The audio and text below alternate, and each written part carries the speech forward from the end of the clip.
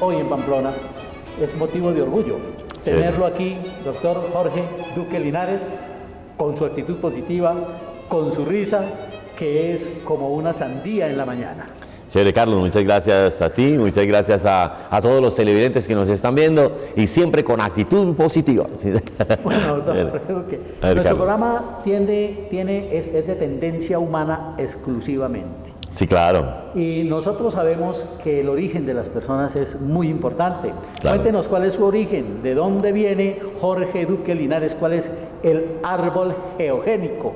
Para A ver, Carlos, bueno, mi papá, Carlos Duque, mi papá fue una persona que nació en Río Negro, en Antioquia, un hombre trabajador, luchador, muy defensor del comportamiento, de la ética, de la moral, una persona muy recta en cada una de sus acciones, y conoció a mi mamá, que es del Socorro, en Santander. Mi mamá es Graciela Linares. Ya decía entonces, yo que claro, usted algo de Santander. Sí, por algún lado, ¿sí o no? Sí, sí. Entonces, ellos se casaron, y fíjate que hay una anécdota muy curiosa, porque cuando mamá se casó en la Catedral del Socorro, el sacerdote le preguntó, el padre que los casó le dijo, Graciela, ¿usted quiere tener hijos? Y mamá le dijo, sí, claro, padre, yo quiero tener hijos. Dijo, le voy a dar el secreto para que sus hijos triunfen. Dijo, claro, padre, ¿y cuál es el secreto? Dijo, manténgalos ocupados. Y mi mamá siempre nos mantuvo ocupados. Yo recuerdo, Carlos, los castigos que me hacía mi mamá. Ella nunca nos pegó, pero mamá siempre, cuando nos portábamos mal, ella tomaba 1 libra de frijol y 1 libra de maíz y los mezclaba en una olla y los revolvía bien y me daba a mí la olla y 2 platicos y me decía, siéntese a dividirlos. Entonces yo, maíces para un plato, frijoles para el otro, maíces para un lado, y cuando terminaba, si me había portado muy mal, entonces volvía otra vez, repítamela, así. Pero mamá siempre me mantuvo ocupado. ¿Cuántos bultos de maíz y de frijol tuvo usted que separar? Eso sí, fueron muchas veces que mamá me hizo ese castigo, y fíjate que hay conmigo 7 hermanos más, es decir, somos 8 hermanos, todos educadores, todos dedicados a la educación, y la verdad es que hoy en día mamá se siente muy feliz, y papá murió, pero papá está en el cielo feliz de ver que ninguno de nosotros, con ninguno tuvo problemas, siempre fuimos muy buenos hijos, siempre muy responsables, muy comprometidos con lo que hacíamos, y sobre todo, lo que papá más nos enseñó, sirvan a los demás, sirvan, ayuden a los demás. Mamá siempre nos dijo, nunca se cansen de ser buenos, nunca se cansen de ser buenos, y ahí voy yo, con un programa en televisión que ya llevo 4 cuotas. ¿Sí? ¿Usted dónde se educó en su primaria? ¿Cuál fue su escuela primaria? Yo estudié con los hermanos de la Salle. No. Primero estuve en el colegio del barrio, en un barrio que se llama La Fragua, en Bogotá. En Bogotá, claro, el barrio Fragua. Es un barrio muy histórico en Bogotá. Además es histórico, sí, es tradicional, y es un barrio en donde han salido compositores, músicos, ingenieros, cantantes, gente que ha hecho mucha trayectoria, y de ahí salí yo de La Fragua. Han salido psicólogos en la actitud positiva. Sí, claro. Entonces empecé, de ahí pasé a donde los hermanos cristianos, los hermanos de la Salle, y bueno, la verdad es que yo pienso que la educación mía ha sido una educación más propia, es decir, a mí lo que me sirvió mucho en la vida para formarme y para estar en donde estoy, es que, imagínate que, bueno, desde hace muchos años, desde hace 28 años, yo empecé a ver que era muy hábil con la palabra, es decir, empecé a ver que podía construir con la palabra y destruir, porque cuando uno tiene el poder de la palabra puede construir o destruir. Doctor Jorge, dime, perdóneme un momentico. En el programa de actitud positiva usted dirige y manda. Aquí mando yo. Sí, claro. Es que no mande muy durito porque me voy. ¿Sí? Cuénteme una cosa, doctor. Mire, con esa... Es que nosotros hacemos un seguimiento a lo que es el niño, porque consideramos que claro, la sociedad de hoy es ese niño que creció, claro, no hay otra posibilidad. Claro. Bueno, su primaria, su infancia. Mi profesora Irma. A mí realmente me descubrió mi profesora Irma Moreno. Ella, Irma Moreno fue la primera mujer en la vida de la que yo me enamoré, imagínate, porque uno como niño se enamora de la profesora. Yo siempre que hablo con los educadores, yo les digo, el niño se enamora de su profesora, la niña se enamora de su profesor. Ustedes en el salón de clase encuentran muchos niños que ellos, la única figura paterna que han conocido en toda su vida ha sido la suya, y esa niña lo quiere a usted como si usted fuera su papá, esa niña lo ama, esa niña lo adora. Yo me enamoré de mi profesora Irma Moreno, y la profesora, hay muchas historias con la profesora Irma. Imagínate que la profesora Irma quería más a Enrique, mi hermano, que a mí, pero yo vivía enamorado de la profesora Irma, era mi profesora de segundo. Y resulta que una vez Enrique cumplió años, y la profesora Irma le regaló $1. En ese tiempo $1, eso era mucha plata. A nosotros nos daban para las 11 5 centavos, y una gaseosa valía 25 centavos, eso valía una gaseosa, un refresco de gaseosa. En esa época, si con ese peso le hubiera comprado Claro, claro, lo que quiera, lo que quiera. Y Irma Moreno le regaló a Enrique, mi hermano, que era el que más quería, le regaló $1 de cumpleaños. Yo había ido alguna vez a la panadería y había visto a unos señores tomar una gaseosa nueva que se llamaba Bretaña, ¿sí? Pero yo no sabía, yo nunca había probado la Bretaña. Entonces Enrique me dice todo emocionado, Enrique tendría 7 años y yo tendría 8 años. Me dice Enrique, vamos a la panadería a tomar gaseosa. Y le dije, vamos, que hay una gaseosa nueva que se llama Bretaña. Me dijo, ¿verdad? Bretaña. Le dije, sí, es una gaseosa. Yo vi unos señores tomándola. Yo, bueno, entonces vamos. Y llegamos a la panadería y pedimos 2 Bretañas y 2 roscones. Y claro, cuando el señor nos dio esa Bretaña y ese roscón, Enrique, yo le estoy viendo la carita con esa Bretaña en la mano, me miraba todo bravo y me decía, esto está muy feo. Y yo le decía, pero si esto lo vio unos señores, esto está muy feo. Y veo a Enrique con esa tristeza botando la Bretaña en el jardín. No olviden incluir en su menú roscón con Bretaña. Eso me pasó a mí. Y fíjate, claro, la profesora Irma, ella me decía a mí, ella siempre me decía, usted se la va a ganar hablando. Siempre me lo dijo Irma, usted se la va a ganar hablando. Yo recuerdo que en mi salón había unas grabadoras que eran grabadoras de carretel, no era de cassette como ustedes las conocen, sino era una cinta que iba envolviendo en la otra y cuando se apagaba se devolvía automático. Y en mi salón había una cinta con un discurso de un señor de apellido Gaitán, Jorge Eliezer Gaitán. Sí. Y Irma, cuando me castigaba en el salón de clase porque me quitaban el recreo, porque yo era una joya, entonces me quitaba el recreo y me decía, me colocaba la cinta del señor ese y me decía, escuche a este señor, escúchelo, porque usted se la va a ganar hablando. Y me hace el resumen, y ahí me tocaba escuchar y medio copiar lo que medio entendía. Por eso yo les digo a ustedes, hoy televidentes, si ustedes quieren castigar a sus hijos, póngalos a escuchar a Duque Linares, ¿sí o no? Duque Linares. Eso algo les va quedando.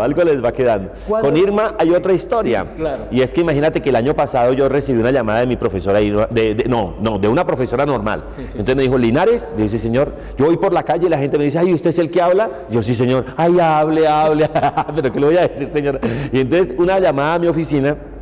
Me dicen, Linares, sí señor, señora, Linares, ¿usted quiere ir a la despedida de su profesora Irma Moreno? Yo no la podía creer, Carlos, yo no la podía creer. Pues es que yo llevaba 36 años sin ver a Irma. Mi profesora de segundo, la misma, se va a pensionar del magisterio y los compañeros le vamos a hacer un almuerzo de despedida y usted es el invitado de honor. Claro, deme la dirección. Mire, me dieron la dirección, yo ese día llegué allá con mi mejor vestido, mi mejor corbata, mi mejor perfume. Cuando yo entré a ese colegio tan sencillo, claro, yo la vi, ahí mismo la vi, yo llevaba muchos años sin verla. Y cuando yo la veo, esa emoción que ahí me dio, ¿sabes qué hizo Irma? Me vio y se soltó a llorar. Yo apenas la abrazaba y le decía, profesora, no llore, que yo ya cambié, no llora. Irma Moreno. ¿Cuándo se va para los hermanos de La Salle? Cuando yo voy para los hermanos, no, yo voy a hacer la secundaria allá donde los hermanos de La Salle, sí, claro. ¿En Bogotá? En Bogotá el hermano Pedro, el hermano Ignacio, el hermano Alfonso, el hermano Vicente Ordóñez, el hermano Ricardo, la verdad es que fue el hermano Daniel Ángel, que en paz descanse, fue mi rector. Los hermanos cristianos. Los hermanos cristianos de La Sabe Salle. que el Colegio Provincial de Pamplona va a cumplir 200 años de historia educativa. Y es de los hermanos. Claro, el colegio lo fundó el general Santander en 1817, ¿verdad? Va a funcionar en 1823. Clase de historia, apunte Linares. Sí, claro. Que es la historia de Pamplona. Claro. Aquí entonces tiene usted sus hermanos. Claro. La Salle. Ahora está regentado pues por... Ya lo manejan laicos. Manejan los laicos, pero la filosofía está pendiente allí. ¿Cuál sería, doctor Jorge Linares, Duque Linares, cuál sería para usted la característica fundamental de un joven de hoy, la que debe tener ese joven de hoy, que están tan dispersos por el mundo los jóvenes? Tienen que tener 4 características. Sí.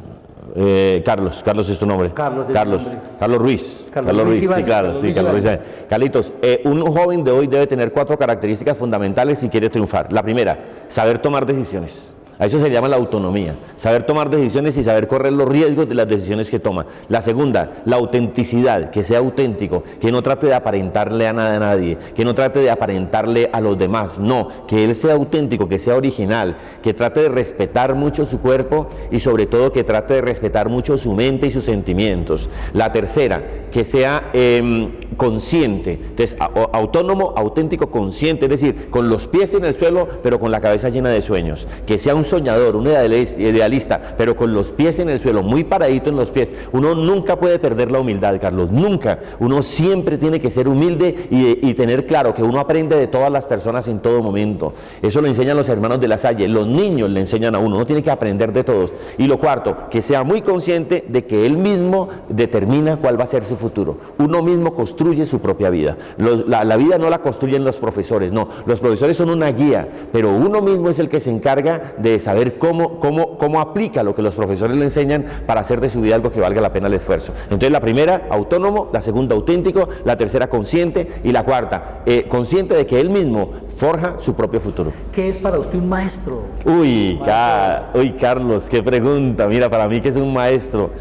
Para mí el maestro es el soporte de la sociedad. Para mí el maestro es el fundamento de la sociedad. Es decir, el mástil de la carpa de la sociedad es el maestro. Porque es que en el maestro recae toda la responsabilidad, en el maestro recae toda la obligación y en el maestro recae todo el compromiso. Para mí el maestro es aquel que es encargado de despertarle el alma a esa criatura. El maestro es el encargado de iluminarle el espíritu. El maestro es el encargado de prenderle la vela con la que él va a iluminar no solo su camino, sino el camino de los demás. Porque es que el maestro es aquel que logra ver en el niño lo que el niño no vio. El maestro sí lo ve porque el maestro ve lo invisible. Entonces el maestro lee a sus estudiantes, el maestro los lee y el maestro es el que dice, este va a ser un buen artista, este va a ser un buen académico, este va a ser un buen deportista, este va a ser un negociante, y el maestro se encarga de irlo llevando, fíjate. Solo trasciende aquel que se deja trascender por lo que es trascendental. Grábensela. Solo trasciende aquel que se deja trascender por lo que es trascendental. Y yo en mi vida no conozco nada más trascendental que el arte de ser un maestro, porque es que el maestro es el encargado de transformar las vidas. Y fíjate que a nosotros en el cielo, la pregunta que nos van a hacer es, ¿cuántas vidas usted transformó? ¿Cuántas personas cambiaron gracias a sus palabras, gracias a los talentos que le dimos? Y los maestros tenemos ese don, el don de transformar, el don de cambiar vidas para mejorar y para crecer y para progresar. Ese es el maestro. Bueno, el maestro que usted acaba de describir, que es en parte lo que encarnan los maestros colombianos. Sí, claro. Recordando después de su maestra Irma, de su profesora Irma, de ese faro que todavía debe estar ahí en el horizonte de sus sueños, de su mar. ¿Qué otro maestro recuerda usted que haya marcado la vida de Jorge Duque Linares? Porque marcar la vida de un personaje como usted, que cree que uno es lo que piensa, porque lo que piensa se le vuelve realidad. Eso es lo que yo le he entendido a usted durante sus años. Entonces, un maestro, transformarle el pensamiento a Jorge Duque Linares es oficio de un maestro que tiene una labor titánica en el mundo. ¿Usted cree que ese maestro, porque usted dejó trascender de él, le ha permitido extender la vida? Claro, mira, yo pienso que los maestros son tan importantes en la sociedad que muchas veces uno es estudiante de un maestro, es estudiante de una escuela, es estudiante de una doctrina y nunca conoció a esa persona personalmente. Nunca lo conoció, pero trascendió en mi vida. Por decirte algo, ¿quién trascendió y quién marcó mi vida? Ogmandino. Ogmandino, el gran maestro, ese fue el maestro de todos nosotros. Ogmandino, que en paz descanse, murió en el año 99 y el primer libro que yo me leí en la vida fue El vendedor más grande del mundo, de Ogmandino, y ese libro a mí me impactó. Ese libro, un poquito, doctor Jorge, de Mandino. No, Mandino, es que mira, es que Mandino, yo te cuento de Mandino. ¿Quién era Ogmandino? Ogmandino era un borracho, alcohólico, irresponsable, vendedor de seguros varado porque no vendía nada, tenía a su esposa, tenía a su hija en Estados Unidos, había comprado una casa por cuotas como el Instituto de Crédito Territorial aquí en Colombia. Él le vendió una casa por cuotas, pero el hombre era un borracho, era un degenerado, era un vago, y resulta que la esposa lo dejó y la casa se la quitaron porque no la pagó. La esposa lo dejó, se le llevó la niña que él nunca jamás en la vida la pudo volver a ver, y resulta que Ogmandino empezó a dormir en los botaderos de basura. Ogmandino era un indigente, era un borracho, era un degenerado, era muy mal. Un día vio que en una tienda, en Estados Unidos venden las armas con mucha facilidad, entonces en una tienda vendían vendían una pistola, en una tienda de armas, y vendían una pistola, y la pistola valía $29. Y él dijo, me voy a quitar la vida, me voy a quitar la vida. Y empezó a recolectar entre toda la gente, a reunir los $29 y reunió $30. Cuando entró a comprar la pistola al almacén, algo pasó dentro de él y él dijo, no, mejor no me quito la vida. Y no compró la pistola, sino fue y se bebió esa plata. Y resulta que él dormía en los botaderos de basura. Un día cuando se despertó, encontró que al lado de donde él estaba durmiendo había un pedazo de libro que se llama Piense y hágase rico, de un hombre llamado Napoleón Hill, que fue el maestro de él. Y entonces él empezó a leer ese libro todo enguayabado, y ahí en el libro decía que uno tiene que cambiar de hábitos, que uno tiene que pensar positivamente, y él como que volvió a releer el libro y volvió a releer el libro y como que le pegó el tema. Entonces fue y se buscó una habitacioncita en arriendo y consiguió una habitación, ya se bañaba, ya se arreglaba, pero seguía bebiendo, pero se bañaba y se arreglaba y estaba como bien, y empezó a buscar trabajo, con tan buena fortuna que encontró un trabajo de mensajero en una revista que se llamaba Éxito Ilimitado, de un señor de apellido Clement Stone. Entonces él entró de mensajero a la revista, pero no en una revista de éxito. Toda la gente anda pensando que en el éxito, entonces todo el mundo pensaba, los periodistas en el éxito, todo. Y él un día empezó a escribir un artículo, y el artículo decía, a partir de hoy no bebo más, a partir de hoy no fumo más, a partir de hoy voy a ser distinto, a partir de hoy. Y el artículo se fue donde el director de la revista y le dijo, señor Stone, ¿me puede publicar este artículo? Y el director le dijo, yo se lo publico, pero este número ya va lleno, toca en el otro número. Dijo, sí, cuando quiera. Y le publicaron el artículo y la revista se agotó, Carlos, se agotó. Eso lo llamaban de todas partes, el hombre atendiendo entrevistas por teléfono, y un editor de libros le dijo, venga, ¿usted es capaz de escribir con ese artículo un libro? Yo, claro, yo le puedo hacer un libro. Y dijo, hágame el libro. Y escribió El vendedor más grande del mundo.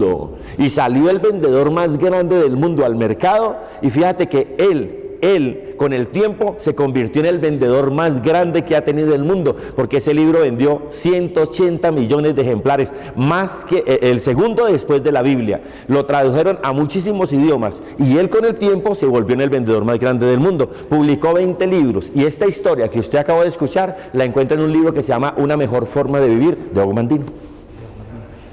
Bueno, doctor Jorge Duque, usted tiene una frase que es una frase que encierra muchos mundos, sí, que encierra muchas mentes, sí. Actitud positiva. Sí, claro. Usted prácticamente ese es su aire, sí, claro, ese es su claro. viento, ese es su agua, claro. ¿sí? ¿Por qué resolvió usted meterse en la vida de los colombianos? ¿Por qué resolvió usted invadir las casas colombianas, claro, con su actitud positiva? Claro. ¿Cuál fue el derecho que usted creyó tener para hacerlo? Claro, fíjate que de las grandes bendiciones que yo he tenido en mi vida es que tuve otro maestro, que él todavía está vivo, se llama Miguel Ángel Cornejo. Y entonces resulta que cuando yo viajé a México en el año 95 a estudiar con Miguel Ángel Cornejo. Yo recuerdo que Cornejo a mí me decía, vea Jorge, usted tiene que imitarme, me decía, usted imíteme, después iguáleme y después supéreme. Y entonces yo me vine con esa. Y Cornejo en México tiene un colegio de graduados que se llama Colegio de Graduados en Alta Dirección, queda allá en la colonia Aristóteles, porque allá es como barrios, entonces son colonias, y hay una colonia que se llama Aristóteles, y la calle donde queda el colegio es la calle Aristóteles, y tú entras al colegio y encuentras a Aristóteles ahí, una estatua de Aristóteles, sí, claro. Y fíjate que hubo cosas que a mí me impactaron mucho. La primera vez que yo llegué a donde Cornejo, él me dijo, acompáñame al acto cívico, y entonces nos fuimos para el acto cívico. ¿Y sabes cuál era el acto cívico? Todo el personal del colegio uniformado, hombres y mujeres uniformados. Y resulta que había un patio, y en ese patio empezó Cornejo a izar la bandera de México, y todo el personal formado cantando el himno de México solemnemente. Y después empezó a sonar una guitarra, y pasó Linda Kasuga de Yamazaki, que era la japonesa directora del departamento de investigación de Cornejo, que en paz descanse Linda, porque Linda nunca supo hasta dónde llegué yo, pero todo esto yo se lo debo a Linda. Y entonces imagínate que pasó Linda y empezó a sonar una canción chévere de guitarra, y la gente aplaudía el himno del colegio, y Linda empezó a izar la bandera del colegio, y hicieron un acto cívico. Bueno, cuando terminó el acto les dije, venga, esto aquí lo hacen cada cuánto. Me dijeron todas las semanas, porque en el Japón sagradamente se hace todas las semanas en todas las empresas. Para ellos lo normal es el acto cívico, en donde izan la bandera de su país y izan la bandera de la empresa, del colegio. Y entonces Linda Kasuga me presentó a un maestro, que es el maestro Yamazaki. Y el maestro Yamasaki a mí me dio clases personales con Linda Kasuga. Entonces es un equipo de japoneses, eran como unos 23 o 25 japoneses que estaban debajo de Cornejo, era toda la plataforma, y ellos me escucharon a mí una conferencia, les gustó mi trabajo y me dijeron, si usted quiere cambiar a Colombia, tiene que hablar con todos los educadores del país. Y yo recuerdo que yo les contesté, les dije, eso no se puede. ¿Y sabes qué me contestaron? Ya no pudo, y se pararon y se fueron. Entonces yo detrás de ellos, no, pero espéreme, pero déjeme pensar, ya no pudo. Eso fue lo que hizo que yo montara el programa en televisión, porque cuando yo monté el programa de televisión en el año 2000, yo sabía que era la única posibilidad de hablar con todos los educadores del país y decirles, nos equivocamos, el problema de Colombia es un problema netamente educativo. El honesto, ¿quién es? El que teniendo la posibilidad de robar no lo hace, ¿sí ves? Entonces el tema es netamente educativo, y ojo, en esto yo quiero hacer una aclaración. Yo no quiero desconocer el valor que han tenido los maestros en Colombia, pero lo que sí sé es que el modelo pedagógico que a nosotros nos colocaron fue un modelo equivocado, que fue una copia del modelo gringo. ¿Tú te acuerdas de algo que se llamó la Alianza para el Progreso? ¿Te alcanzas a acordar? Que nos daban sándwich en las escuelas, que nos daban la leche en polvo, esa que no era, se llamaba bienestarina, sino era leche, y hamburguesas con carne que daban en las escuelas, y ahí fue donde los gringos colocaron el modelo pedagógico de allá, lo colocaron acá, y la historia demostró que allá no les funcionó. Tienen la juventud más alcohólica del mundo, tienen la juventud más drogadicta del mundo, tienen la juventud más violenta del mundo, y si allá no funcionaba, pues obviamente aquí no funcionaba, y ese ha sido el resultado de lo que tenemos. Y lo triste es que el modelo pedagógico actual sigue siendo el mismo, claro, y peor ahora. Claro. Entonces se metieron con la dignidad. Yo le escuché a usted, y usted, además, el cuento del niño rico y el niño pobre con las galletas. Oiga, pareciera que los maestros a veces estamos en ese plan. Háblemenos un poquito, ¿qué es la dignidad, doctor Jorge? Mira, ¿qué es la dignidad? Es que la dignidad es el reconocimiento de que la otra persona existe, que es una persona única, que es una persona irrepetible, que tiene capacidad de amar, que tiene voluntad, que tiene libertad, es decir, que la persona existe. A eso se le llama la dignidad. Hay una historia de un educador. Esa historia no es mía, es de un maestro. Resulta que él cuenta que iba un niño rico por la calle con un paquete de galletas muy fina, cuando de pronto se encontró con un niño pobre que llevaba un pedazo de pan viejo debajo del brazo, y el niño pobre le dice al niño rico, yo quiero que tú me regales las galletas, y el niño rico le dice, claro, yo te regalo las galletas, pero hazme de perro, te pones en 4, me haces de perro y me ladras, wow, y cada vez que me ladres yo te paso una galleta y tú te la comes. Y el niño pobre dijo, perfecto, y se colocó en 4 y empezó, wow, y el niñito rico le pasaba una galleta, wow, y el niñito rico, un maestro, un educador que estaba viendo la escena, dijo, eso que está haciendo ese niño pobre es gravísimo. Y le dijeron, ¿por qué? Dijo, porque el niño pobre no tiene dignidad.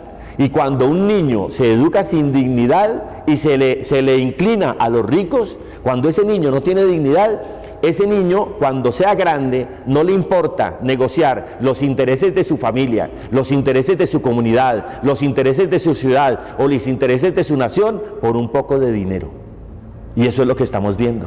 Hoy en día ustedes ven los niveles de corrupción más altos que existan en América. ¿Y por qué nosotros los colombianos no tenemos los niveles de corrupción más altos? Porque educamos personas que no tienen dignidad. Si ustedes se ponen a mirar, la mayoría de los ladrones, de los corruptos, ellos tienen carrera, tienen posgrado, tienen especialización. Entonces yo pregunto, Carlos, ¿de qué nos sirve a nosotros que sepan hacer una línea recta si no saben qué es la rectitud? El tema es educativo. Nosotros tenemos que enseñar, antes que enseñar a leer, antes que enseñar a escribir, antes que enseñar a sumar o a restar, hay que enseñarle a ser honesto, a ser sincero, a ser justo, a ser disciplinado. Y a mí los japoneses me decían, usted preocúpese por educar personas, que si le aprenden alguito, dése por muy bien servido. Mira, en el Japón el idioma son 4 idiomas y el más pequeñito tiene 1560 letras, son 1560 caracteres. ¿Y sabes en qué momento ellos aprenden a leer? A los 15 años de acá. Es decir, al grado 9 de acá, ellos se preocupan por enseñarle a leer y a escribir. Antes del grado 1 al grado 8, que no es por grados, solo le trabajan valores. Para ellos lo más importante son los valores de la persona. Y ahí me decían, preocúpese por educar personas, que si le aprenden alguito, dése por bien servido. Ese es el tema de la educación. Bueno, en estos días precisamente hemos visto la reacción del pueblo japonés a semejante tragedia. Y uno se da cuenta que si yo preguntaba esto, doctor Jorge, supongamos que aquí en uno de los cerros de Pamplona se estalla un reactor nuclear. ¿Cuántos de nosotros o cuántos de los bomberos nuestros o de los policías o de los maestros o los que habitamos Pamplona diríamos yo me voy para allá a detener esa catástrofe para que otros no mueran? Yo creo que lo primero que hacíamos era corra con maleticas y todo, o hasta sin maletas. En cambio el pueblo japonés ahí está, firme. Ese es el claro, valor. Claro. Bueno, claro. Un hombre como usted que maneja el intelecto de tal manera, yo soy un convencido de que la palabra es el espejo del intelecto. Ahí uy, claro, claro, esa nunca la había escuchado, pero es bonita, no me claro. la acabo de inventar. Ah, bueno, sí, claro. Esa está en la primera de Carlos a sus amigos. ¿Sí? Capítulo 1, versículo 1:1. El intelecto, ¿cómo es? Las palabras. Las palabras son el reflejo del intelecto. Bien, claro. Yo trabajo con mis estudiantes eso. Yo les digo, el que escucha, aprende. Claro, eso es cierto. Yo le aprendí una cantidad de cosas a usted, pero no le voy a hacer competencia porque lo mío son otras cosas. Ojalá me hicieras competencia porque lo que nosotros necesita, lo que Colombia necesita son muchos educadores comprometidos. No, yo lo que necesitaba era oírlo y pasarle a estos televidentes esta cuestión. Bueno, un hombre que maneja el intelecto como usted, porque para hablar de estas cosas que tocan con la realidad se necesita tener la idea cierta y el conocimiento. Claro. ¿Por qué no lo hace independientemente de la religión católica? ¿Por qué es usted tan ancestralmente metido en la religión católica? Ahora, usted, un infante del barrio La Fragua, que todos conocemos en Bogotá, que el barrio La Fragua es un barrio histórico, pero un barrio duro, un barrio de mundo. Un niño creado en Bogotá, creyendo en la Santísima Virgen, creyendo en el Espíritu Santo, en nuestro Señor, ¿sería por la formación lasallista o ya eso pasó y es por el convencimiento que la vida le trae? No, lo que pasa es que mi familia es católica, mi familia es muy católica, muy creyente, pero poco a poco, con el tiempo, yo empecé a ver que para encontrar a Dios no hay que cambiar de religión. Para encontrar a Dios lo que hay que hacer es encontrarlo. Es decir, la presencia de Dios está en cada una de las personas con las que nosotros compartimos. Cuando uno le da a los demás una sonrisa, cuando uno les da a los demás una oración, ahí está uno dándole una sonrisa a Dios. Entonces yo empecé a ver que para mí lo más importante es el tema de la religión. ¿Por qué? Porque es que el desarrollo espiritual es muy importante, Carlos, para poder triunfar en la vida. Entonces yo soy un evangelizador y yo estoy convencido que todos los educadores somos evangelizadores. Y para ser evangelizador uno no tiene que ser sacerdote. El evangelizador es el maestro, el evangelizador es el de la junta comunal, el evangelizador es el gerente de la empresa, evangelizadores, cada persona es en su momento un evangelizador. Entonces yo voy predicando la buena nueva, que es el evangelio, en donde le digo a la gente, usted puede cambiar su vida, usted puede mejorar su vida si empieza a cambiar de actitud. ¿Qué es la actitud? La respuesta a la forma como la persona piensa. Cuando usted cambia su forma de pensar, a usted le cambia su vida. ¿Por qué? Porque está cambiando sus sentimientos. Una persona religiosa es una persona alegre, una persona religiosa es una persona agradecida, porque es que la palabra agradecimiento viene de gracia, y gracia es alegría. Entonces, claro, una actitud. Una persona religiosa es una persona transparente, es una persona que inspira eso, inspira la alegría, la euforia, el entusiasmo. Fíjate que la palabra entusiasmo, ¿qué significa? Entae teos. Teos es Dios, entae, dentro de mí, del griego, el griego antiguo, entae teos. Teos es Dios, entae, en mi interior, dentro de mí, es decir, Dios en mi interior. La pregunta es, señora, con todo el respeto, ¿usted sí lleva a Dios en su interior? Yo le pregunto, señora, con todo el cariño, ¿usted para qué se echa tanto maquillaje en la cara si usted tiene cara de brava? Mejor no se eche nada. ¿No se supone que el maquillaje es para que usted se vea bonita? Sonríale a los demás, sonríale. Y cuando uno le sonríe a los demás, le está dando ese mensaje que nos daba Dios, que decía, que la paz de Dios esté con vosotros. Sí, una señora fue a unas fiestas con su marido, unas fiestas de pueblo, y tenían al frente un tigre con la boca abierta para el tiro al blanco. Y ella le pregunta a su marido, mijo, ¿eso qué es? Y él le responde, un espejo, mija. No. Está bueno. Entonces, está bueno. No, lo digo. Claro, yo lo digo porque quiero hacerle una pregunta. Claro. Usted también en sus conferencias y en sus charlas dijo alguna vez que alguien lo llamó. Creo que alguien lo llamó a una conferencia por televisión o lo llamaban al estudio en vivo. Yo tenía programas en vivo en donde la gente entra llamadas al aire y los pasa. ¿Cómo hacía para resolver un problema enorme que tenía? ¿Qué problema? Un problema enorme con su vida, ¿no? Que sí, seguramente. Desbaratada. Sí, seguramente. Sí, claro. Por allá como de la costa. ¿Y yo qué le contesté? Y entonces usted le dijo, conócete a ti mismo. De pronto sí, claro, de pronto sí, porque yo trabajo mucho ese tema. Claro. Yo me he leído sus cosas. Claro, yo trabajo mucho. Mira, ¿cómo se conoce uno a uno mismo? Uy, mira. Como la señora de las fiestas. Sí, mira, hay un libro mío que se llama Principios Básicos para Triunfar. Yo he escrito 10 libros, y la gente ha cambiado mucho con mis libros y con mis programas. Mira, y hay un libro mío que se llama así, Principios Básicos, y en ese libro yo les enseño cómo conocerse a sí mismos, pero para los que no compren el libro les voy a enseñar. Mira, resulta que hubo un ejercicio a mí una vez, Carlos, que a mí me cambió. Yo soy convencido que yo soy un hijo de Dios y que cada uno de los pasos que yo di en la vida es con la bendición de Dios. Por decir algo, yo vine a Pamplona, vine a hacer una conferencia con la cooperativa de profesores de la Universidad de Pamplona, y yo me lo encontré a Carlos, y Carlos me dijo, yo no tenía ni idea que yo iba a grabar este programa de televisión para ustedes, y Carlos me dijo, grabamos, y le dije, claro, Carlos, venga, grabemos con mucho gusto, y la señora que me está viendo allá, el señor que me está viendo, no tenía ni idea que yo iba a salir acá, ¿cierto? Pero el mensaje que le estoy llevando, le está llegando perfecto, son cosas de Dios.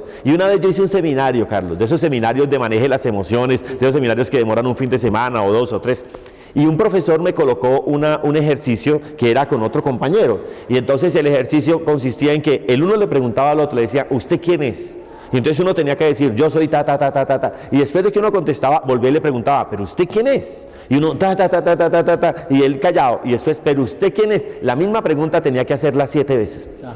Y cuando yo empecé a ver que la respuesta mía era totalmente distinta a la última respuesta a la primera, ahí fue donde yo descubrí que era un educador. Ese día yo sentí que mi espíritu me habló, y yo le decía al otro, es que yo vine a transformar este país, es que yo vine a educar, es que yo vine a cambiar las vidas, es que yo vine a sanar las almas, y yo le hablaba y le hablaba, y después de que pasó el ejercicio él me decía, yo hubiera querido grabarlo. es que usted decía y ese día yo descubrí que era un educador. Entonces yo les digo a ustedes, pueden hacer el ejercicio, si no tiene con quién hacerlo, porque no se va a poner con su marido a decirle usted quién es, porque claro. Entonces hágalo con un cuaderno. Entonces si usted dice ¿quién soy yo? Y usted se responde, y después pase la hoja ¿quién soy yo? Y se responde, y después pase la hoja ¿quién soy yo? A la 7ª vez lea la respuesta y lea la primera, y verá que ahí ya está hablando su espíritu. Y cuando uno logra saber a qué vino el espíritu de uno al mundo, ahí es donde uno lo deja volar, y ahí es donde empieza a encontrar el éxito y la felicidad. A eso se le llama triunfar. Doctor Jorge, mire, yo quiero aclararle a los televidentes 2 cosas, porque son muy importantes. Claro, Carlos. Primero, cuando yo encontré al doctor Jorge Duque Linares aquí en Pamplona ayer en el supermercado de Common Truck, y le dije del programa, yo estaba terminando de decirle y él ya me había dicho que sí. Sí, claro. Porque hay muchas cosas en la vida que se hacen y no se hacen por dinero. Sí, claro. Se hacen por amor. Claro. Porque se quiere. Es un maestro comprometido. Es que ¿qué necesidad tiene? Yo digo, ¿cuántos maestros tiene Pamplona? Los que quieran. ¿Y cuántos tienen un programa de televisión con las uñas tratando de transformar la vida de la gente en Pamplona? Carlos, ¿sí ves? Esa es la diferencia entre el maestro y el maestro comprometido. Sí, es decir, es que queremos lo que queremos porque sabemos que ser maestro, yo digo, siempre digo, en mi programa de televisión, en el otro programa. Ah, sí, hay otro. Sí, yo digo, el maestro es imagen y es palabra. Claro, ahí estamos con lo de la palabra. Claro. Ahí estamos y el maestro transforma, el maestro cambia. Si usted tuviera, es que tengo tanta preguntarle, pero si usted tuviera la facultad, de hecho ya tiene la experiencia, pero la facultad de cambiar en Colombia la educación en el país. Sí, ¿qué haría? Lo primero que haría, subirles el salario a todos los maestros. Lo primero que hago es subirles el salario al doble. Pero espere, que ahorita me hace la misma pregunta. Yo les subo el salario a todos los educadores al doble. Entonces, miro a ver de dónde salen recursos, pero otro decretico que sacaría, prohibidas las clases a más de 21 estudiantes. Las clases tienen que ser máximo a 20 estudiantes por salón de clase y que construyan aulas. Los dueños de los colegios privados que miren a ver de dónde van a sacar la plata y los de los colegios públicos que miren a ver de dónde, pero queda prohibido hacer clases a más de 21 estudiantes. Pero ojo, el salario al maestro, yo se lo subo al doble, pero lo vamos a dividir por el número de estudiantes que tenga en el salón de clase. Entonces, por cada niño el maestro se gana una plata y esa plata que se gana por cada niño la vamos a dividir por el número de logros que tiene que pasar el niño. Es decir, si el niño pasa el logro, el profesor se ganó la platica, pero si el niño no pasó el logro, qué pena profesor, pero el niño no pasó, entonces usted no le ganó la platica. ¿Sabes qué vamos a tener? Que cuando el niño pierde el logro, el profesor profesor se le va, venga papito, ¿y eso a usted qué le pasó? Sí, porque sabe que le está afectando su billete, ¿sí? Pero claro, es decir, que el maestro logre tener, primero, que logre ganar mucho más dinero, y los profesores universitarios, ellos deben de ganar un porcentaje sobre el valor de la matrícula que paga el estudiante en la universidad. Es un juro. Claro, que además entonces es justo que el 10% o el porcentaje determinado se lo demos al profesor, que finalmente él es el que está frenteando para que el estudiante salga adelante. Y además, como hoy en día tienen que presentar unas pruebas del ICFES, en ambos casos, en bachillerato y en universidad, que el mismo profesor se encargue de formarle esta materia para que el estudiante pase el ICFES. Es decir, las evaluaciones no deben ser internas, las evaluaciones deben ser externas, que el profesor esté con el estudiante ahí pasando la evaluación. Bueno, ¿usted es padre de familia? Claro, tengo 3 hijos, la mayor mía tiene 31 años, la segunda tiene 26, ella ya está casada, la segunda. ¿Se parecen a usted? Ella ya está casada, la mayor sí vive bien. Entonces, y el niño mío tiene 18 años, 18 años, está en 11. ¿Son bogotanos de nacimiento? Sí, los 3 nacieron en Bogotá, llevan la chispa mía, llevan la alegría mía, la mayor es diseñadora gráfica, la segunda es psicóloga de la Javeriana y el tercero está terminando 11, yo le insisto que se ponga a hacer lo mismo que yo hago, le gusta, sí. Pero dice, no, si a mí me toca trabajar con mi papá, yo prefiero estudiar otra cosa. ¿Sí? No, porque además hoy en día sí, el trabajo mío recurro. Sí, claro. ¿Usted en qué nivel de lo que le propuso Cornejo va? ¿Ya lo superó a Cornejo? Uy, no, yo creo que no, porque es que imagínate que Cornejo por esta conferencia cobraría $25,000. ¿Sí? No le podemos. Hasta ahora lo estoy imitando. ¿Sí? Creo que tenemos por ahí ya reunidos unos 15,000.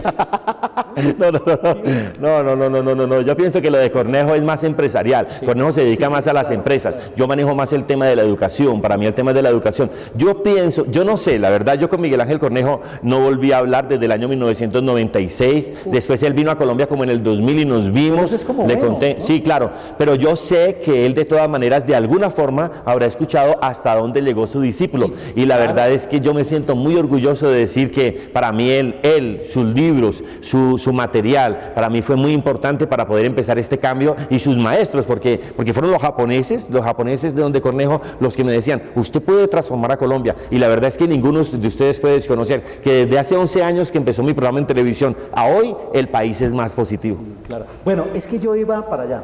Alguien escribió sobre Pablo Neruda, porque usted sabe que Neruda tiene el número de odas más grande escrito en el universo. Sí, claro. Hizo oda a la cebolla, a la hormiga, sí, claro, a la zanahoria, a todo lo que se mueva, sí, y claro, vuela y esté ahí. Sí, claro. Entonces dijeron, bueno, 5 odas, 10 odas, pero 500 odas, 700, bueno, el número que sea, carajo. Sí, claro. Yo digo, doctor Jorge Duque Linares, 7.000 conferencias y más. Uy, claro, muchas más, porque sí, fíjate que son 28 años haciendo conferencias, y hubo momentos en que tenía 4 y 5 conferencias diarias. Empezamos la carrera al tiempo. Sí, de pronto sí. En 1986, sí, claro. 1983 a ser maestro. Sí, claro. A un pueblo alejado del norte de Santander. ¿Cuántos años tenías tú cuando empezaste? No, pues yo tendría como 20 y pico de años. 22 años, 23 años. Yo empecé de 22 años, sí. Y ahí empecé a hacer conferencias. Sí, yo tengo 50 años. Mucho más, claro, mucho más. Por eso es que es mucho más inteligente. Eso es por la barba. ¿Sí? Eso es por la Bueno, doctor, pero 7.000 conferencias que le han dejado a usted. Si usted dice, bueno, yo he estado, vamos a decir 8.000, pues, porque si no... Muchas. Después, bueno, muchas. Son muchas, miles. Es que 8.000. Claro, es que son miles de conferencias. Auditorios, claro. 8.000. ¿Cuántas palabras? Un océano, un mar claro, de alegría, de palabras. Claro. Bueno, de ese mar, ¿qué red saca usted de cosecha? Uy, mira todo lo que nosotros hemos hecho, por decir algo, en Colombia, porque yo no me he movido de Colombia. A mí he recibido propuestas de afuera, pero no, yo pienso que uno lo primero que tiene que hacer es limpiar su casa, arreglar su casa antes de salir. Yo vivo aquí en Colombia muy contento, muy alegre, pero mira, lo primero, nosotros hemos pedido, bueno, yo he estado en las cárceles, he estado en los hospitales, he estado con los estudiantes en las parroquias, en las juntas de acción comunal, es decir, son innumerables los auditorios, innumerables, amas de casa, lo que quieras, ¿no? Pero además, hoy puedo registrar con mucha satisfacción y con mucho orgullo, aquí en Colombia había una empresa de seguros que se llamaba La Previsora, claro, ¿cierto? Está todavía. Ahora se llama La Positiva. Es el resultado. No, pero ese es el resultado del trabajo que yo venía haciendo. El alcalde de Bogotá, ¿cómo le colocó la campaña? Bogotá positiva. No le ha salido, pero tenía la intención, ¿sí? Se le abona. Es decir, son muchas las familias, son muchas las personas que gracias a las palabras mías han logrado cambiar. Yo tengo testimonios, por decirte algo, tengo un testimonio grabado de una señora que ella cuando me conoció vendía ganchos para lavandería. Te ubicas de un gancho de una lavandería, claro. Y la señora dice, yo vendía 2.500 ganchos al mes. Empecé a escuchar a Linares y empecé a aplicar lo que él decía y hoy vendo 150.000 ganchos semanales. Semanales, que es que eso, ¿sí me entiendes? Eso rompe todas las proporciones, ¿ves? Claro. Mira, la carta que a mí más me ha impactado en la vida, porque son muchas las cartas, tengo más de 2.000 correos sin poder abrir, son muchas las informaciones que me llegan de testimonios, pero mira, me llegó una carta de un preso de una cárcel que se llama Picaleña, en Ibagué, y él me dice, me llegó su libro de actitud positiva a mis manos. Y yo lo copié, lo prestaron, y yo lo copié en 2 cuadernos, y ahora ya es mío. Ahora ya es mío porque lo copié. ¿Ves? Claro. Son muchos los testimonios de personas que gracias a mis palabras han logrado transformar su vida. Doctor Jorge Duque Linares. Ahora, son 11 años en televisión y tengo 2 horas y media a la semana en televisión. ¿Ves? Y tú sabes el esfuerzo que implica 2 horas y media a la semana sin comerciales, Carlos, porque yo no tengo comerciales. Ahí me toca de mis propios recursos. Claro, sin comerciales. Eso te toca de tus propios, sin libreto. Eso es de propios recursos, dándole. Claro, gracias a Dios. Claro, gracias a Dios. Yo sueño con tener un canal de estos en Bogotá. Que no cobre. La gente cree, mire, qué bonito es ver a Jorge Duque Linares en televisión, o aquí localmente al profesor Monroy. Somos muchos los que hacemos esa labor. Pero no crean que es fácil. Cuéntenos cómo fue que a usted le tocó. Carlos. Yo traía la idea de los japoneses. Entonces los japoneses me decían, si usted quiere cambiar a Colombia, tiene que hablar con todos los educadores del país. Entonces yo me puse a pensar, ¿cómo lo puedo hacer? Y deduje, tomé la decisión, dije, la única opción es con un programa en televisión. De resto yo no tengo ninguna otra opción de llegar a los educadores del país.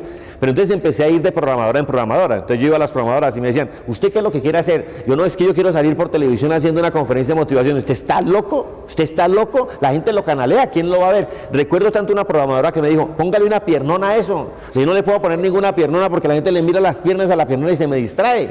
Y hubo una programadora que fueron los primeros que creyeron en mí, Carlos, y yo los quise, los quiero y los voy a querer para siempre. Se llamaron Audiovisuales. Gracias a Audiovisuales yo pude salir al aire. Ellos fueron los primeros que creyeron en mí. Ellos fueron los que me dijeron, listo Jorge, vamos a creer en usted. Le vamos a dar el domingo a las 7 de la mañana en donde nadie lo vea. Yo listo. Y yo arranqué domingos. Eso no lo veía nadie, Carlos, nadie. Eso lo veía mi mamá y yo. Eso nadie lo veía. Hoy en día prende más de 4 millones de televisores un domingo a las 7 de la mañana. Mira, yo recibo correos electrónicos de niñitos que les colocan el programa de tarea y me escriben diciéndome, por su maldito programa no puedo volver a hacer pereza los domingos, sea más respetuoso señor, póngalo por a las 10. Niñitos, ¿por qué? Porque el programa lo dejan de tarea y eso ha venido cambiando la vida de los hogares de los niños. El set donde se graba el programa da la sensación de que fuera a su casa. ¿Eso sí, no, eso es en Noticias 1, donde hacen Noticias 1, claro. Es NTC la programadora, y ahí es donde yo tengo un set, que es un set de televisión, en donde hay un apartamentico simulando que es un apartamento, y para que fuera una cosa mucho más familiar. Se ve muy familiar. Sí, se ve familiar. Captamos la idea. Sí, esa es la idea, mostrar algo familiar. Doctor Jorge, usted que ya ha demostrado aquí con creces, como... ¿Verdad? Claro. Con creces, dice Carlos. Claro. Me faltan las creces, dice. ¿Usted tiene buena relación con la Iglesia Católica? Muy porque buena. ¿Usted no les hace una competencia muy dura? No, al contrario, los sacerdotes me pero quieren. En el buen sentido de la palabra. No, al contrario, yo pienso... ¿Hablará mejor usted que cualquier Claro. No, yo creo... ¿Convence más? No, yo creo que lo que pasa es que... el compromiso de nosotros los laicos es evangelizar igual que los sacerdotes. Ese es el compromiso. Y eso es lo que yo he venido cumpliendo de una forma muy humilde. Yo quiero mucho a los sacerdotes, a los obispos, a los que dirigen la iglesia. Ellos también siguen, me quieren, hablan muy bien de mí, que para mí eso es muy importante. Y lo más claro es que yo le digo a la gente, hagan el rosario, hagan el rosario. Mira, Carlos, y yo te lo digo, eso es por convicción. Yo llevo haciéndolo 12 años, como 13 años tal vez, todos los días, y fíjate cómo empezó eso. Yo no creía en eso, Carlos. Yo decía camanduleros, fanáticos, loritas, hasta que yo empecé yo tenía alguna vez un problema, y entonces alguien que compartía conmigo me dijo, ¿por qué no empieza a hacerle un rosario a la Virgen? Y entonces yo le dije, no, eso que va a funcionar. Y me dijo, no me crea, dedícaselo por 9 días y hable con la Virgen y dígale, si necesito un milagro, necesito que tú me ayudes y me concedas mi gracia, y yo me comprometo a hacerte el rosario durante 9 días seguidos, con fe. Y entonces yo hablé con la Virgen y le dije, Virgencita, necesito que me ayudes y yo me comprometo a esto. Y empecé yo a hacerlo juicioso. Como a los 4 días ya se me ha dado el milagro. Pero increíble, claro, increíble. Entonces empecé a seguir haciéndolo. Cuando me encontré con una entrevista, y pasaron los 9 días y yo seguía, me encontré con una entrevista de Guillermo La Chiva Cortés, sí, un primo de Pacheco, que lo secuestraron y a él lo rescataron. Y el padre Jaramillo, el director del Minuto de Dios, Diego, le hizo a él una entrevista en la clínica, y yo estaba viendo ese programa y le preguntó, Guillermo, ¿cómo le fue a usted en el secuestro? Y mira lo que contestó. Él dijo, padre, lo mejor que me ha pasado en mi vida. Y el padre dijo, ¿qué? Y dijo, lo mejor. Y dijo, ¿por qué? Dijo, padre, yo era ateo, yo no creía en Dios, yo no creía en la Virgen, y yo en el secuestro entendí que Dios existe y la Virgen también existe. Y él contó una historia de cómo él estaba recargado frente a unas latas. Detrás de unas latas estaba la señora que les hacía la comida, y la señora empezó a hacer un rosario, y él empezó a repetirle, a contestarle más para que la señora supiera que él estaba ahí.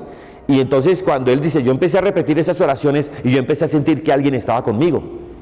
Entonces de ahí me voy hacia otra parte del campamento y vuelvo a repetir las oraciones y siento que alguien está conmigo. Y entonces le digo a un alemán, porque eran 10 secuestrados, le dijo al alemán que hacía figuritas, le dijo, hágame una virgen en madera. Y el alemán le dijo, no, yo no le puedo hacer una virgen, pero le hago un cristico. Bueno, hágame el cristico. Y cuando el alemán le entregó el Cristo, él enterró el Cristo en la tierra y se arrodilló. Guillermo La Chiva Cortés se arrodilló y empezó a rezar delante del Cristo. ¿Y cuál sería la sorpresa cuando abrió los ojos y estaban los otros secuestrados rezando al lado del Cristo? Y él les dijo, hagamos un rosario. Y los otros, no, pero es que nadie sabía hacer rosario. Entonces él empezó a hablar con la Virgen y le dijo estas palabras textuales. Le dijo, Virgencita, a mí me da pena hablar con Dios porque lo he desconocido durante 65 años. Pero si tú nos concedes la libertad, yo te prometo que le dedico mi vida a contar este testimonio. Pero danos la libertad. Y al otro día los liberaron.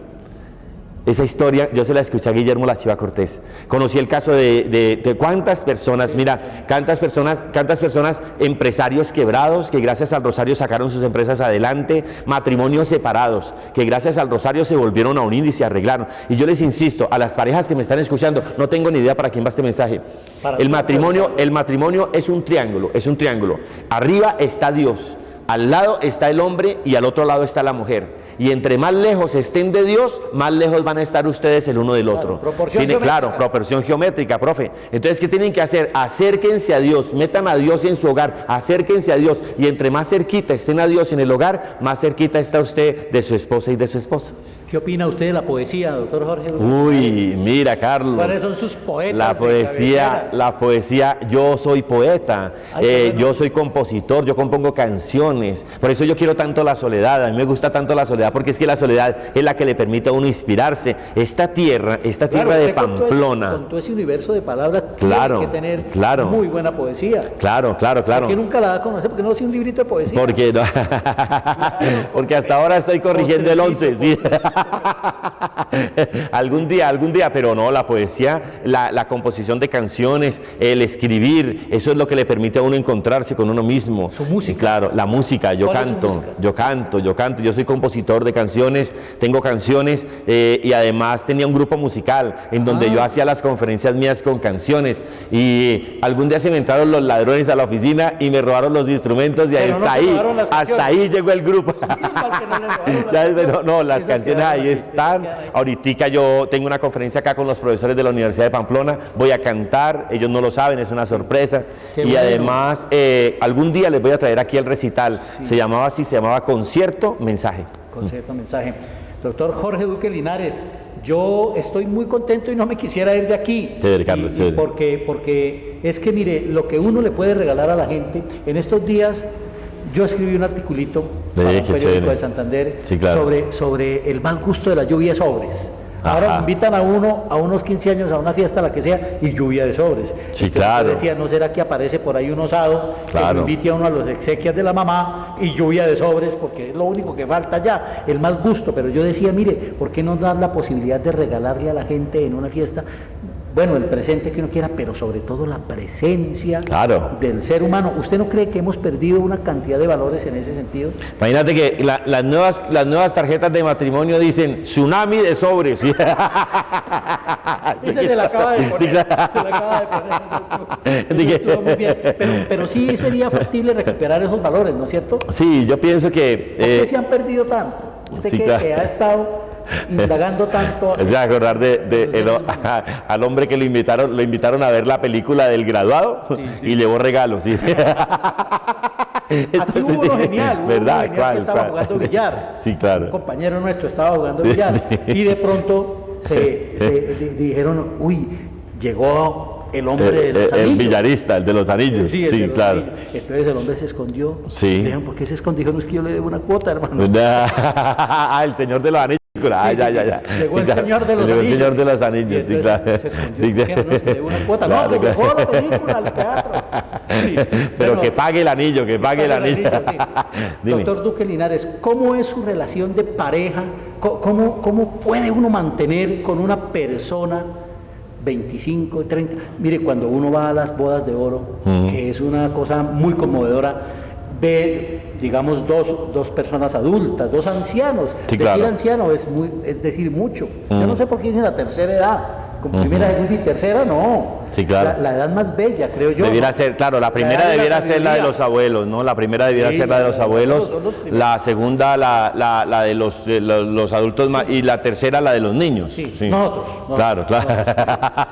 ¿Cómo? No se queda tan niños. Sí. Doctor, no, la relación. Una relación 50 años. Bien, no, la verdad. ¿Cuál es como el aderezo? Hubo un hombre llamado Einstein, que alguna vez cuando celebró las bodas de oro le preguntaron, le dijeron, ¿cuál es su secreto para vivir los 50 años? Y él dijo, fácil. Cuando nos casamos, mi mujer y yo tomamos una decisión. Y le dijeron, ¿qué decisión? Dijo, acordamos que ella iba a tomar las pequeñas decisiones y a mí me dejaban las decisiones importantes. Y en 50 años nunca hubo una decisión importante. Todas las tomó ella. Pero usted es consciente, lógicamente, porque lleva muchos años en eso desde niño, sí, claro. No desde los 28 años de profesional, en su escuela, su risa, esa risa que empezaba a brotar allá desde dónde brota su risa, por qué esa risa así, eso creo yo que es una facultad, es un valor, porque es contagiosísima, pero sí, claro. No es esa risa intrascendente, ¿no? Sí, claro. Es la risa de uno ver la realidad de cómo ha cultivado usted esa memoria suya, ¿cómo hace? No, la verdad es que la memoria mía... A los 25, ¿sí? ¿Usted se acuerda de todo? La memoria mía no es que sea tan buena, la verdad es que la memoria mía no es que sea tan buena. Y el tema de la risa, bueno, la risa, yo siempre me he reído así, desde pequeño siempre me he reído así. Cada cual tiene su propia risa.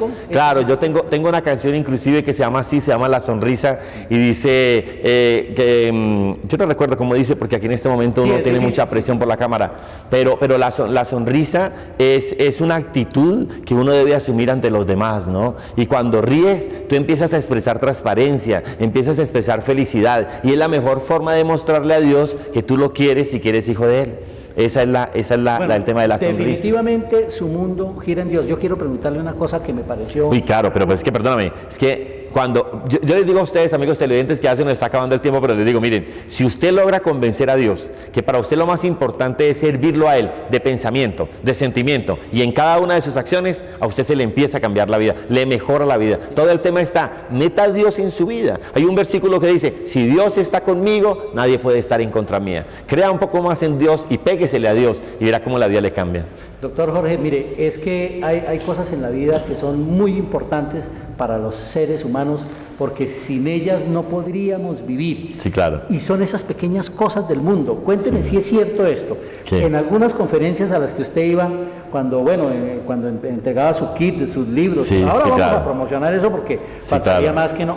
Y no lo hacemos de manera comercial, créanme que no. Son los libros que he escrito que ya van 10 libros, 10 libros escritos. Sino que es el trabajo de toda una vida. Claro. Era cierto que sus padres confeccionaban unas camándulas que usted obsequiaba? Claro, es que eso a mí me pareció eso muy bonito. No, es que eso fue algo, resulta que alguien me dijo a mí, Carlos, yo no recuerdo quién fue, pero alguien me dijo, ¿usted quiere que sus papás duren muchos años? Y yo le dije, sí, claro. Me dijo, manténgalos ocupados. Entonces yo empecé a hacer lo posible porque papá y mamá estuvieran ocupados. Sí. Y resulta que alguna vez yo haciendo un rosario... ¿No se estaba desquitando de los frijolitos? No. Entonces alguna vez ya haciendo un rosario, yo pensé, yo decía, porque primero le montamos un almacén a papá, pero no, eso lo robaban, eso le metían billetes falsos, eso no tuvo que cerrarlo. Y entonces yo decía, ¿yo qué pongo a hacer a mi papá? Entonces estaba yo haciendo un rosario y tuve la idea, si mi papá y mi mamá me hicieran estos rosarios, yo se los regalaría a la gente. Y entonces yo llegué a la casa donde mi papá estaba sordo. Eso fue lo que le salvó el matrimonio. Porque mamá legaba y papá no la oía y eso eran felices. Entonces yo le dije, papá, ¿me puede hacer estos rosaritos? Y le llevé la muestra. Y papá me dijo, ¿qué hay que hacer? Le dije, ensartarlos en el lazo. Y los nudos, me dijo, mi mamá se los hace. Y ellos empezaron a hacer los rosarios y yo se los regalo a la gente, más por el propósito de que ellos tengan que hacer, que ellos estén ocupados. Y la verdad es que mi mamá, después de 12, 13, 14 años que lleva haciendo los rosarios, ella los hace con una devoción. Mira, mi mamá, las oraciones de mi mamá son tan importantes, Carlos, que mis hermanas, todas las amigas de mis hermanas llaman a mi mamá, ay, doña Graciela, rece por esto, necesitamos esto, y mi mamá por lo que ora, eso sale. ¿Ves? Doctor Jorge, agradecerle infinitamente su presencia en mi programa, en nuestro programa, el programa de todos. Y un mensaje para los pamploneses y para los maestros y alumnos de Pamplona, pero para toda la comunidad, pero sobre todo para nosotros. Tres mensajitos. El primero, que hagan la lista de sueños, escriban la lista de sueños. El segundo, que le den gracias a Dios todos los días por todas las bendiciones que siempre les ha dado. Y el tercero, que hagan el rosario. Todos los días haga el rosario con fe y va a ver cómo la vida le cambia. Y para cualquier situación que se les presente, siempre con actitud positiva. Bueno, sepa que en el Colegio Provincial, que es el que yo represento aquí en la sociedad de Pamplona, usted siempre será un huésped de honor, gracias, un exalumno. Gracias, Carlos. Gracias, Carlos. Muchísimas gracias por su generosidad, de verdad. Con mucho cariño. Y espero que hayamos cumplido con esta expectativa de tenerlo a usted en Identidad Especial, que es un programa cultural de la televisión local. Carlos, que Dios te bendiga. Muchas gracias a ti, a ustedes, amigos televidentes, que Dios les bendiga y siempre con actitud positiva.